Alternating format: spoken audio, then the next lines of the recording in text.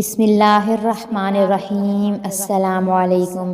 جو شخص یہ کلمات 10 مرتبہ صبح اور 10 مرتبہ شام میں پڑھے، لا الہ الا اللہ وحدہ لا شریک لہ لہ الملک ولہ الحمد وہو علی کل شیء قدیر۔ جو شخص صبح میں یہ کلمات 10 مرتبہ پڑھے تو اس کے لیے 100 نیکیاں لکھی جائیں گی اور 100 گناہ معاف کیے جائیں گے، اور اس کے لیے ایک غلام آزاد کرنے کے برابر ثواب ہوگا، اور شام تک حفاظت میں رہے گا۔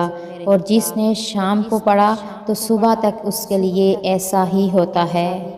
نماز عشاء کے بعد کی 4 بہترین دعائیں: رضیت باللہ ربا وبالاسلام دینا وبمحمد رسولا نبیا، سبحان اللہ وبحمدہ عدد خلقہ ورضاء نفسہ وزینۃ عرشہ ومداد کلماتہ، اعوذ بکلمات اللہ التامات من شر ما خلق، اللہم عافنی فی بدنی۔